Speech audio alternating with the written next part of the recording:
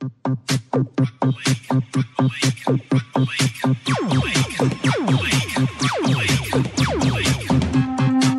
there and welcome into the Mad Monday podcast for a Wednesday. We're a day early because, of course, the Warriors are playing on a Thursday.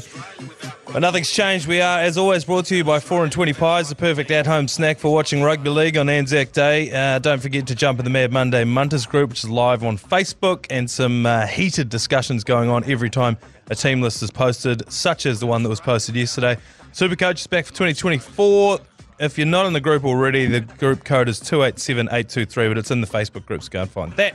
Heaps of prizes up for grabs. I'm joined this Wednesday by Adam Whattya, and I know you've been frantically looking through your SuperCoach team. In fact, I suspect you're doing it right now. No, just looking at the team list. Yeah. But I have been deep in the SuperCoach, sort of like the Minority Report set up. Yeah. All Are you this looking morning. to draft a couple of minorities in? I might do. A few of, sort of a few cheapies around. Yeah. Probably shouldn't call minorities cheapies. I feel like that's some real, like someone could clip that off, put that on Instagram. Well, it depends what you're referring to by minorities, because if over 2/3 of the league is of Polynesian or Māori descent, then what are the minorities in the league? No, we're good. We're all good. Yeah. We'll consult Spencer Leniu on that one before we get too far into it. And we will get into the SuperCoach down the track, but it's important because the game is tomorrow to have a look at the team list as it came out. And I think the first thing that stands out for me is Kurt Capewar, who is out. Throat injury. Throat injury, which is a rite of passage for a rugby league player. I've said that for the longest time I want to get a podcast started with Darren Lockyer, Steve Price, and Lee Hart and call it The Husk. Yeah, or you could also chuck in a Brad Thorne. Kevin Proctor. Yeah, take your pick. Yeah. And Kurt Capewar is going to be in there soon as well. Yeah, 100%. So it's a real rite of passage, putting your body on the line for the team. So Kurt Capewar is out. That brings in Jacob Laban to start the game. So that's excellent. He's played a few now for the Wars, and he looks great. He's a hard worker. He's good at his discipline, etc. The thing I am worried about is our bench. Holy shit, it is inexperienced, other than Dylan Walker. Like Tom Alia, who's only still pretty new. I think he debuted last year, right? Yep. And then you've got Zion Mau'u, who's making his debut. Yes. And Paul Roach in 17, which is our reserve hooker. Yeah. Paul Roach doesn't fill me with confidence. He got on for about 30 seconds last week. Made his debut. I don't know. I actually think he might have played. I think it was a second game. Yeah. Zion Mau'u, I am excited for. I've watched a few of his New South Wales Cup games, and he looks the goods. The other thing I was saying on the Agenda podcast this morning was, I'm big about my omenry. I love a good omen. He's the only player in the National Rugby League history to have been sent off in a preseason game, and he received a 4-week suspension for his high efforts. shot, was it? High shot. So this is what Zion Mau'u is bringing onto the field. He's a big body. He's an angry-looking sucker. He's sort of the front row version of Ali Leotaua. When you see Ali Leotaua out on the field, you're like, geez, he's a mean-looking sucker. Well, now we got Zion Mau'u, who's the front row version of that. Well, as long as Zion, the only person to ever be sent off for a red card in a preseason, that's some sort of Kane Evans level shit, isn't it? Well, no, because it wasn't a fight. Yeah. And he just killed a guy. Yeah. And it was all, I remember it being a kind of a 50-50-ish call as to whether it should have been just a sin bin or not. I think it was adjudicated on the result. The guy that he hit, whose name escapes me, was throwing up the gang signs when with his eyes closed. He was so knocked out he was throwing up gang signs. And I think that had he just popped straight back up, I think that was probably only 10 in the bin. Yeah. But anyway, the fact that we've got him to be unleashed like a cave troll off the bench, that fills me with hope. But you're right. All of a sudden, just last week I was saying how there were all these stories being written about how weak the Warriors' depth was. And I was like, this is not true at all. The bench has been, one of the best things about the Warriors this season. All it takes is another injury to CHT, and then all of a sudden it does get thin. Well, Dylan Walker returns this week, right? Yeah. Thank goodness for that. If he wasn't there, we'd probably have Adam Pompey on the interchange again. We may well do. It's where the injuries have happened. So obviously we had CHT, who's become sort of our default reserve hooker. Jazz is out as well. Freddie Lussick serving a 4-game suspension for breaking Lachlan Ilias's leg. So it's where they've come from. That's right. Not necessarily the amount, because we still have in the reserves Adam Pompey, Tane Tuopiki, Ali Leotawa, Edward Kossi, and dear friend of the podcast, Tanner Stowers-Smith, sitting on the reserve bench. Right. So we do have a lot left in the hutch. It's just where they are, and I suspect that last week, I said this to Ben Hurley on Monday, Wade Egan took a knock to the knee that I think he may have taken a little bit of a spell on the bench otherwise, but because it was Paul Roach, we're like, we can't. This game's in the balance here. We can't put him on. Yeah, I'll just keep going. I think Wigan just toughed it out a little bit. I think where we are, and we've been hit in this spot once again, is our forward pack. So Kurt Capewar is out, which does not help at all. Manata Niukore is still out. Bunty R4 is still out. Jazz Tavanga is out. Yep. And Jazz Tavanga could be longer than we expect. Apparently it was quite a bad hamstring issue. So that amazing forward pack is now running on fumes there. And so Adam Whanuakizi is going to have to play another 80 minutes by the looks of things. Yes. Or very close to it. Yes. Because when you look at the bench, it's only Tom Ali, Zion Mo'u, but I just don't, they're not going to give them a full stint. No, because what they've been doing with AFB, the rotation has been, he's been getting that LeBron James rest where he comes off they try and push him a bit of a heartier stint in the first half. Then he comes off either side of half time to give him a real big, break, and then he comes on fourth quarter to win the game. And you're right, I think this is going to eat into that. It is. Unless we're way ahead would be the only thing that I would say, and that could happen because the Titans have been terrible this year, right up until they just about beat Manly last week, 34-30. Which is just a classic result, by the way. It was. We were watching it at the pub and I was like, what the hell? How are the Titans still in this one? And yes, they did almost win that one, 34-30, but they still allowed 34 points. And so I think that's a good omen for the Warriors. There's been a bit of jiggery-pokery in that team, the Titans team. As you look at it, AJ Brimson, I think, was playing centre last week. He'd been playing fullback. Then, what's our man, Jaden Campbell? Yeah, Walter Mitty. Well, the original idea was that AJ was eventually going to come into the halves. You know, they're just trying to figure out what they're going to do there. Yeah. So it is a massive shambles there. I think they had Phil Sami originally playing fullback last week. Anytime you got a bloke called Phil in your starting team, you're in trouble. I think, as a rule. So he's out. So Isn't Buzz Rothfield's first name Phil? Phil Rothfield, that's why he changed it. But, I mean, Harley Smith-Shields in the centre there, Jojo Fafita on one wing. Khan Pereira's a bit of a gun, he's so quick. Brian Kelly's mean, AJ Brimson's mean. Tanner Boyd isn't very good in the halves, he's okay. Kieran Foran's still the man. Outside of those dudes and David Fafita and Bo Fermor, it's a very sort of inexperienced, and I see a lot of holes in this. I see a lot of points coming. One of the highlights in this team for me, not only the fact that Kieran Foran, the only grandfather in the National Rugby League, is in there. Is that true? 7. It's his step kid. So not by blood, but he's still a grandfather. Wow, that's incredible. Yep, grandfather in the NRL. Also, the final boss of Cuzzies that moved over to the Gold Coast, Aaron Clark, is coming off the bench for the Titans. He is the peak. My cousin's a scaffolder on the Gold Coast, and he's absolutely smashing it. Yeah. Have a look at him when he comes out there. Isn't he? He's Temapara Clark's son, the former Silver Fern. Ah. Yeah. Yes, he is. So she moved over there with him, yeah. That just adds another layer to the final Gold Coast Cuzzy boss. Remember that? Remember the show, The GC? Of course I remember that. Remember when they made the GC, Neff? That show was out of control, and I think he was on it. So those are the only good, glittering parts of that team.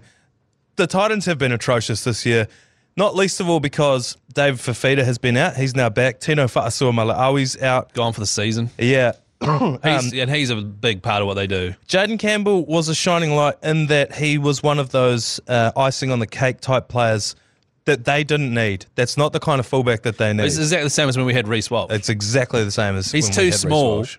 Defensively, he can't do a lot. Yeah. But holy shit, if he gets even a sniff of a gap, he can do some amazing things. But he's out. So on paper, we look to have the upper hand despite all the injury concerns that we mentioned at the top of the podcast.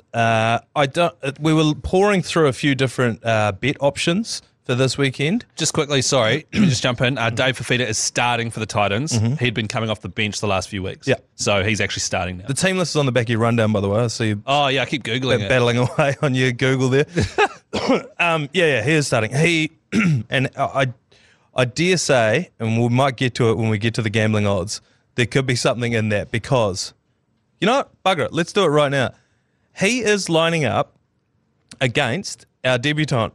Sorry, not our debutant, but Jacob Laban. Jacob Laban, It's his first start. Yeah. He's going to be starting in place of Kurt Capewell on our right side defence. That's right. Dave Fafita plays on the left side, which means that it's going to be our man, Jacob Laban, and Tamari Martin, who are going to be tasked with stopping Dave Fafita. Who, like last week, he picked up the ball from dummy and like got rid of 4 dudes and just scored a try effortlessly. This is what he does. We're going to get into SuperCoach later on, but he is one of those players that can rack up massive SuperCoach numbers because he runs sideways across the field slapping people's hands. Those count as tackle breaks. Then he'll score 2 tries. The TAB, I think, have sort of cottoned on to us thinking this as well. They've boosted the odds from $4 to $4.50 For him to score. anytime try scorer for Dave Fafita. That's not a bad shout, is it? It's not a terrible shout. Well, the Warriors, though, traditionally great defence. I know, but again, the tradition has not been Jacob Laban starts and Mark's Dave Fafita. That's a really good point. So I think that's where we're going to go. We're going to put our $100 bonus bet on That's the game day good punt. Dave Fafita, yeah. Because one thing I've noticed, and you mentioned this to me at the Razor on the weekend, Yeah. you're betting a lot safer these days. Have you been picking the ACC good punts? Some of them, yeah. Yeah, but 'cause again, what I want to remind you and the listeners, that's not our money. No, I know. But I've noticed that it's been building up a bit because you've just been doing like sort of it's paying $2 or $3 sort of things. You know what I mean? That's got nothing to do with me. You know what that actually is? What is it? G-Lane gets in there and bets in the middle of the night on like dogs and God. fucking horse races and shit. It's like, it's out of control. He'll come in in the morning and just be like, hey, what's that? What's this extra like $5 bonus bet that's coming? It's like, no. The point of what we're doing here is trying to give people tips that they can follow along with and reasons for it. Nobody wins if you're just punting on a nag at 1 a.m. Anyway, I digress. That's got nothing to do with anything. Yeah, I think that usually my punts are based on omenry. Right. Case in point, last week's one, huge omen bet, Warriors to win, James Fisher-Harris to score. Or Sean Johnson to score 12 plus points. That one wasn't me, but yes. Right. Warriors lost, James Fisher-Harris did score. That was paying about $15. So That's a massive omen. Yeah. So this week, I think, and look, I don't want to bet against Jacob Laban, but I just think when you look at the numbers, and I am the resident numbers guy here at the ACC, you've got Dave Fafita rounding back into form, starting, coming back from injury against a relatively inexperienced defensive line. So I think that's a responsible punt to follow along. What do you make of Josiah Pahulu? Not much. I've just read his name on the team sheet for the Titans. He's playing jersey 17. I mean, he does a lot around the church, but I can't imagine he's going to be doing much out on the park. He doesn't scare me too much if he even gets on the field. So you're predicting a big old ass kick in here? Because this is what I want. I need something that just kicks me right back into up the wires mode because I'm not. I would say I do think we're going to win this, but I don't feel a massive ass kicking. I'm not certain about it. It definitely could happen. That was my default when I saw this on the schedule. Yeah. But that was my default last week. Yes, exactly. And last week we lost. And so I wasn't sure of an ass kicking last week either. This week I can see a world where we lose and come Monday we're saying, yeah, well, when you look at CHT out, when you look at Kurt Capewell out, blah, blah, blah, blah, blah. And they almost beat the Manly Sea Eagles, so, they're not that bad a team. Yeah, they're pretty good. I could see that happening to us. Having said that, I think the Warriors are going to win. I think the Warriors will win 1 to 12. I wouldn't be shocked if it was 13 plus. That's what the TAB think it's going to be. ANZAC Day at Mount Smart Stadium. Yes. Giving up the Titans' first win of the season. I think there's too much riding on this for the Warriors to give this one away. You think the Warriors get up for I think the Warriors give them ANZAC an Day. effing hiding. Yeah. I really do think that. And if that doesn't happen, I'm going to be a bit like, oh, damn, they're not as good as I thought they were. A lot of people this time of year always talk about how the Warriors get up for ANZAC Day. And they're always like, no, they don't. Fixture. Traditionally, they actually suck. Yeah, I've done the research on this. So the ANZAC Day game started in 2009 against the Melbourne Storm. Cool. With a draw, 14-all. Hey, that's the closest we've had. That's good. Since then, Melbourne have gone on to win it 11 times, including most recently, they won last year. The year before that, 70-10. Oh my goodness, that was such a bad year. That was a bad. I just about felt like pulling out of the ANZAC Alliance after that one. That was the one where I went on the project and like laid out all these reasons why the Warriors were going to win, and then like half an hour later, one of the worst games of rugby league I'd ever seen started. Yeah, and then the ACC shared it, and we're like, oh, they're going to win, are they, Keezy? Yeah, good one, mate. What happened to that show? I got axed. Oh, did it? Okay. New Zealand have won 3, including one of those 3 wins was in 2015. Right. Against the Titans. Oh. So in 2015, they had a 100th year anniversary of the First World War. And for whatever reason, they lobbed us a softball. They said, here's Gold Coast Titans. I don't really know why. I like that, though. I don't really know why. But I was saying on the Agenda podcast this morning, you know, they've been talking so long about repaying the Warriors for everything they did, keeping the competition afloat through COVID. And we're like, sweet, can we have Magic Round? They're like, nah. Okay, but what about State of Origin? No. Well, what can you do for us? Well, here's the Titans. Yeah, well, what about, can we not play Melbourne every ANZAC Day? Sure. Yeah. Really? No, just this coming ANZAC Day. Yeah. And then we'll be back to normal. So, yeah, I don't know. The last time that we played the Titans on ANZAC Day, we beat them. Quite handily, too. I think it was like 28-14. Look, I just think the Warriors know they have to have a massive return to form. They're still so low on numbers. I'm going to put my money, which will be $2, on the Warriors 13+. And you and I will be commentating that game, Sky Sport 9, tomorrow, 4 o'clock, isn't it? 4 o'clock kickoff? 3:55. 3:55 coverage starts. Call that 4. And I'll be really hoping for a massive ass-kicking that just sort of rights the ship a bit for the Wars. That's what I'm hoping for. Yeah, I am too. I think it will happen, but I wouldn't be shocked if it doesn't. The TAB think 13+ is the shortest odds. There's some good juicy odds on New Zealand 1-12. Let's take a quick break. We'll come back and talk a bit of SuperCoach.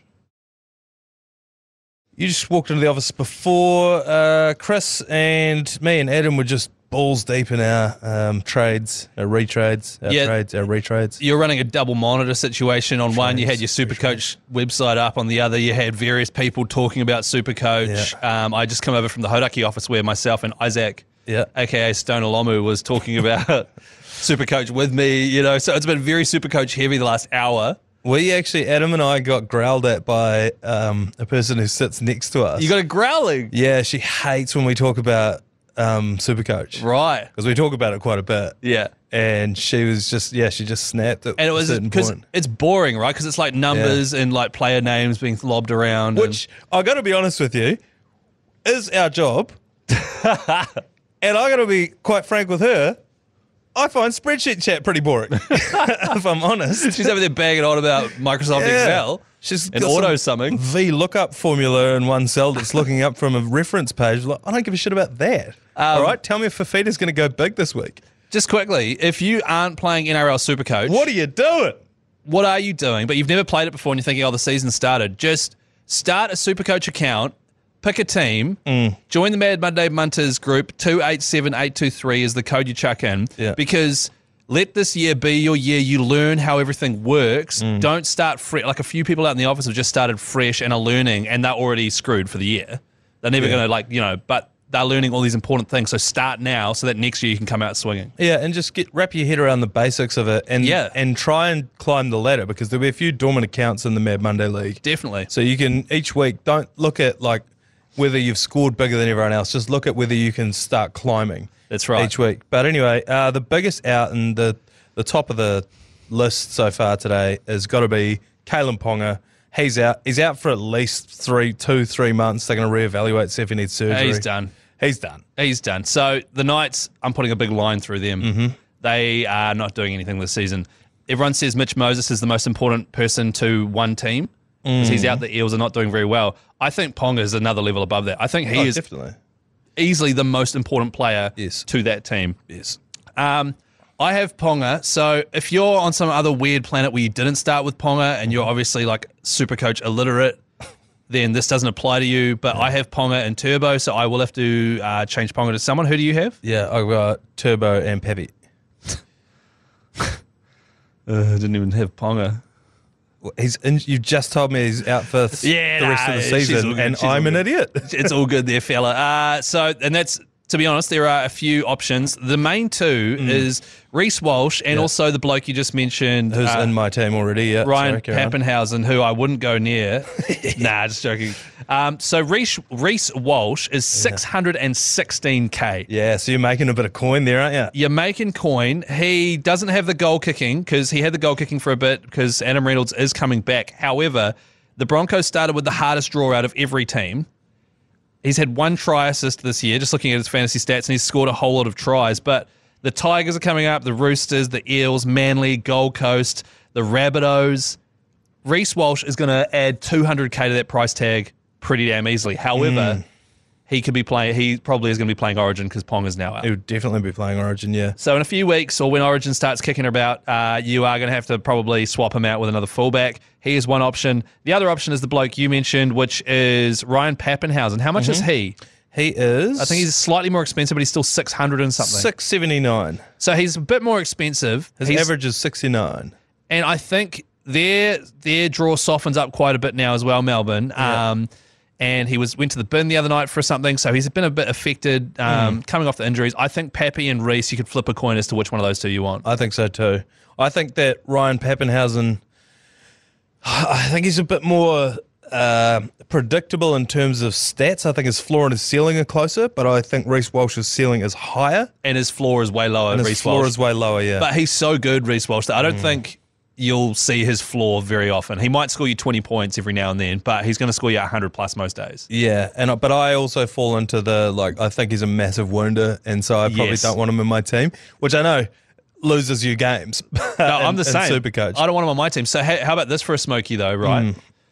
I've got Ponga on my bench, and I'm not trading him out this week. I'm going to keep him for one more week because the Cowboys... Scott Drinkwater is playing. He is playing against the Panthers. Yeah. So they're going to do F all. He's currently $885,000 with a massive, giant break even, 156. He's not going to hit that. He's going to lose a shitload of that cash. Yeah. And then I'm going to bring him in next week. Yeah, I don't mind that. The problem I have is I am now chasing points because my players have all started making their money. You know how we've got like a side league where it's head-to-head, and I lost to you and I lost in another side league as well because I didn't have Hines, and I lost by like 10 points for both those teams. I'm now at the point where I'm just like, bugger it, I'm sick of it. I'm just chasing points. I don't care if I need to make... Now's the time you need to do that. Yeah, that's right. It's the part of the season where you go, right, I've made some money, time to turn these guys into my guns, generate the points, and then have a couple of little cheapies ticking away. Yeah, and it's whether you started doing that last week, do you start doing it this week?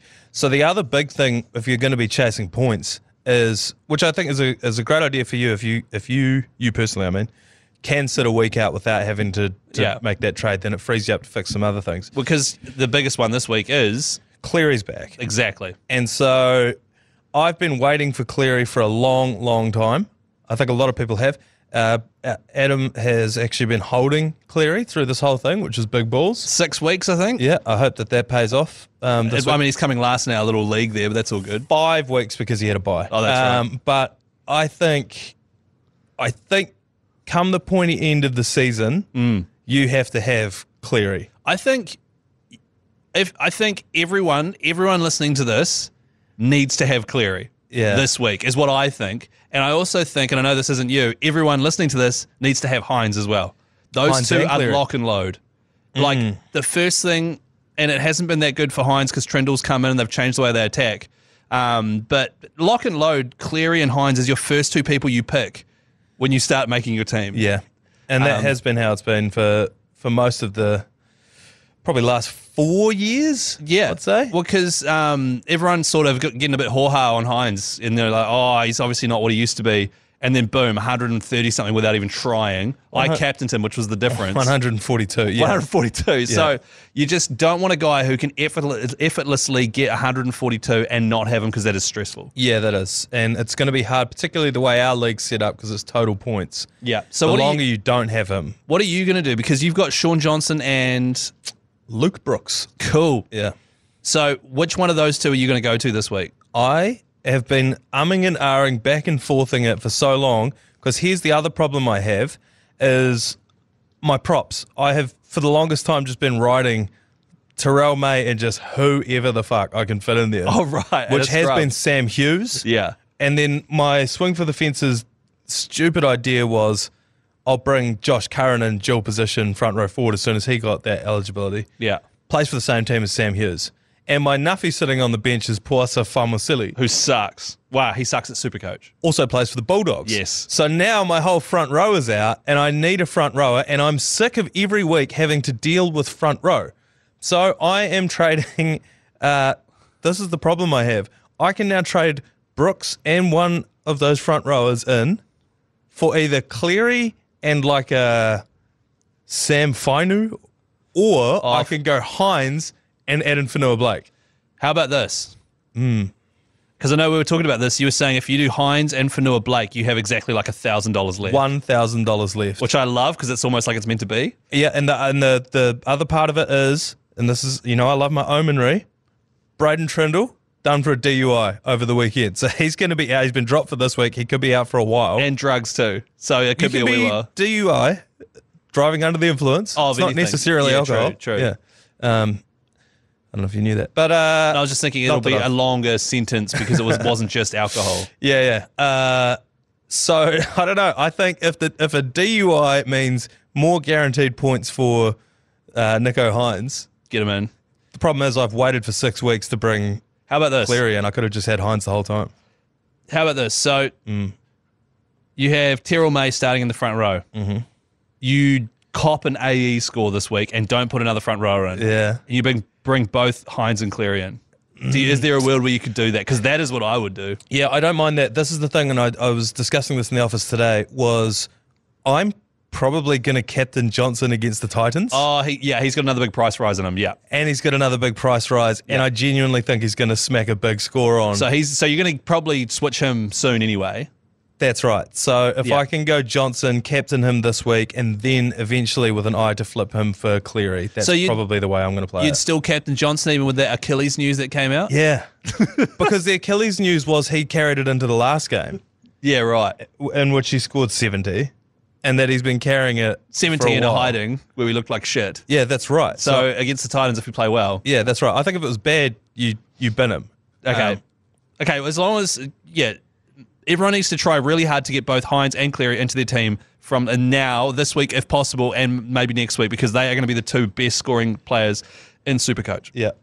Just quickly, because I feel like we are going quite long. Payne Haas is back. I think you wait for a couple of weeks before that, because you don't know what he's going to look like coming back. First game back, massive price tag. Huge price tag. He's the most expensive. Oh, him and Tino are the two most expensive. Yeah, traditionally. I think $750 he is. Oh, I bet Adden's more expensive than that now. No, Adden's $670. Wow, that's a bargain. I know. That's why I think I might have to go for him. I think you give him a week. I could be wrong. He could come out and score 100, but I'm just saying. He doesn't score 100. He scores 80 max. Yeah, so I think there are better, like I'd rather go Zach Lomax. I'd rather go, one of those gun wing fullbacks. High upside. You're probably going to have to fix your fullback thing anyway. So yeah, I think buys this week. I've written down Cleary, Haas. I'm probably the only one who doesn't have Hines because of the Trindle DUI. Sal, obvious, Ponga. Smokey, I'd like to introduce to you from the Dolphins, Max Plath. Know him well, scored 2 tries at the weekend. Yeah, scored 94. And he is 5'8". Yeah, 5'8" second row. Isn't it 5'8" front row?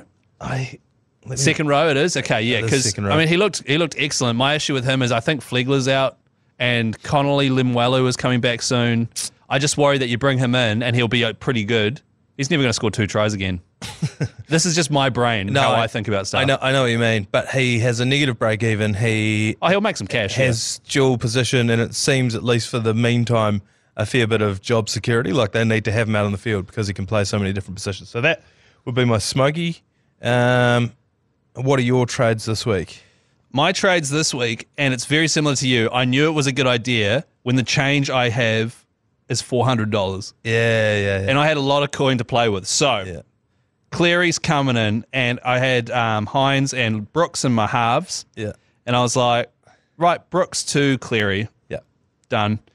I then wanted to get another gun winger in because I went to Garrick last week, which was shit, by the way. He's now $100,000 cheaper. Dylan Martinez-Zelezniak is coming in. Yeah, I like that. For James Schiller, the Raiders money-making winger guy. Yeah. Who's at his peak, He's made his money, yeah. He might, yeah. So you brought Garrick in and lost 100 grand on it? So I brought Garrick in last week because I thought the the Manly Seagulls were going to destroy the Titans. Yeah. They didn't, and his break-even was quite high. You were wrong for the right reasons. Yes. Yeah. So I'd do it again, obviously. Stay with him. So he's kind of a guy you'd lock in for the rest of the season. Doesn't play Origin. You got no worries. I brought Dallin in. Yeah. And Cleary, and I was trying to do that, and it wasn't working because Luke Brooks, I figured out, is actually cheaper than Ethan Strange from the Raiders, the 5'8", Ethan Strange. Yeah, he is. Ethan Strange, 528, Luke Brooks, 504. That's right, and I thought in my brain, I was like, the other way around, surely Brooks would be more expensive. He isn't, so what I've done is moved Brooks to where Strange was, sold Strange, Cleary comes in, as does Dallin, and I have $400 left. That makes me feel like it was meant to be. Yeah, I like looking back at my trade and being like, is this guy better than this guy? Yes. Is this guy better than this guy? Yes. And I think Brooks... Two ticks you're away. Brooks has been underrated. Like, he's been underperforming. They've got a pretty good draw. Surely he's going to snag some tries soon, then I'll upgrade him to someone else. Yeah, I think so as well. Who are you captaining, man? I'm captaining, I said it before, Sean Johnson. That's right. Now, Are you going to out and out captain him on a Thursday, the first game of the round? So the only thing was, if I was going to loop him, it would have been for someone playing for the Sharks, which is the last game. Sharks who are going to smash the Raiders, which is Nico Hines. But you can't loop two halves. So it's Hines or thing. Omenry, right? I'm a big Omenry guy. Yeah.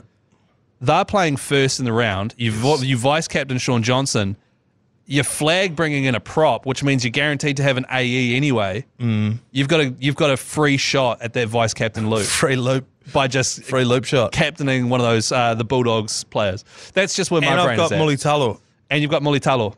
So that's something you would look at if you wanted to do that. But that's just something to think about. Yeah, I'm going to chuck the C on Mulitalo and we'll figure it out. And vice captain Sean. Yeah. Look at your eyes just then, like all around the world.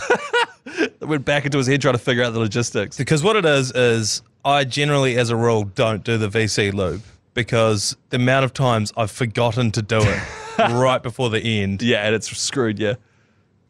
Oh, and then I don't have to bring a prop in. Exactly, and it's a free shot at the VC loop anyway. But then what if... That's just something to consider. Yeah. No, I'm going to try it. It's high risk, but I'm going to try it. Yeah. It's not really... Quick, let's do it. Let's just end the podcast, talk about the prize pack, and then just lock it in. Yeah. We'll just go for one more quick break, and then we'll be back with the prize pack. Yeah.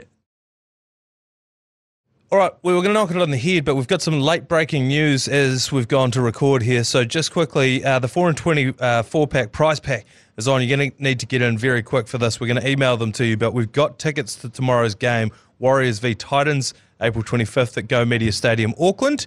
All thanks to our dear friends at 4 and 20 Pies. Your last chance to win it is right now. So text PIEHOLE to 3236. That's PIEHOLE to 3236. Is that one word, Manaia? One word. It's not case sensitive, but PIEHOLE. Don't try and put a joke in there after or before PIEHOLE either, because that'll screw with the little thing. If you really want to enter it, just PIEHOLE 3236 to be in to win. We signed Nathan Cleary for next year. Oh, is that who the Cleary was? Yeah. Far out. No, we were walking in here, someone yelled out to us, what do you know about Jett Cleary? The Warriors have just signed Nathan Cleary's younger brother, Jett, from next year onwards. And I said, the only thing I know about him is I think his dad used to play for the club back in the day. Oh, really? I've never heard of him. Do you know anything about Jett Cleary? I know nothing. I know that he's an incredibly talented individual. I know that he's about 18 or something. Right. And the other thing I know, and this is all we need to know, is that he's related to Nathan Cleary, so let's sign him. Yeah. You know what I mean? He's his younger brother. He's going to be sweet. Let's also sign LeBron James Jr. Just do it. Just sign it. Like it could pay off. It could not. But let's do it. They have been saying for the longest time that wherever LeBron James Jr. signs or gets drafted, LeBron James Sr. is going to go and play for that team. And, you know, they were saying, is it going to be the Lakers? Could it be the Cleveland Cavaliers? Well, could it be the one New Zealand Warriors? The Waz. And we have in our second row LeBron James. I don't know. Could be interesting. One thing that I do know, and as I keep saying, I don't know a lot about rugby league, but I know a lot about omens. And he has one of the greatest names, Jett with 2 T's. I feel like Ivan had Nathan and was like, named him. I'm going to call him Nathan. Then afterwards, like, oh, I should have given him a name that guarantees he's going to play in the NRL. Because that's what you need in the NRL. So then he went, you know what? I've got a second chance. I'm going to make everything right in the world. I'm going to call this guy Jett. That is pretty sick. And then Jett Cleary. Jett Cleary. Yeah, I don't know. It's this doesn't fizz me up too much. Obviously, he's too young. But it's the last name. But what about this? Yeah. Lachlan Galvin is 18 and is currently a revelation at the Tigers. Mm-hmm. He's pretty much the same age as this fella. Mm-hmm. He's going to be coming up through the ranks. We'll develop him. But he's not mean because he's 18. No. But like, people aren't excited because he's quite young. But actually, he could be quite effective next season if we bring him in and develop him. Yeah, could potentially. I have no idea. When does he come over? 2026 is when the rumours are that he'll take over from Shawnee J, depending on We just signed James Fisher-Harris for 4 years, which indicates to me we're going to be competing for a championship for 4 years. And I don't think that a halves pairing of Luke Metcalf and Jett Cleary is what gets you there. Well, you don't know. I guess I don't. Also, huge shout out, by the way, and it's a massive loss to the ACC. Dale Finucane. Oh, yeah. Hanging up the boots. 251 NRL matches, 2 premierships, and 17 concussions. 17 concussions. Last year. I think that's a made-up stat, but I'm going to forever miss him just sprinting out of the tunnel before a game. Everyone else jogs out. He is like teeth gritting, sprinting as fast as he can. Absolute legend. Really talented singer and guitarist as well. You can learn a lot from him, Manaia. Yeah, I could. I am devastating on the rugby league field, but just cannot play a tune to save my life. So, got a few things to pick up He's got the old reverse Manaia going on. All right, let's knock this thing on Dale Finucane's head and call it a day. Enjoy the game tomorrow. Join us on Sky Sport 9, 4 p.m. Otherwise, enjoy your rugby league football across the weekend, and we'll see you on Monday for another episode of the Mad Monday podcast. Boy.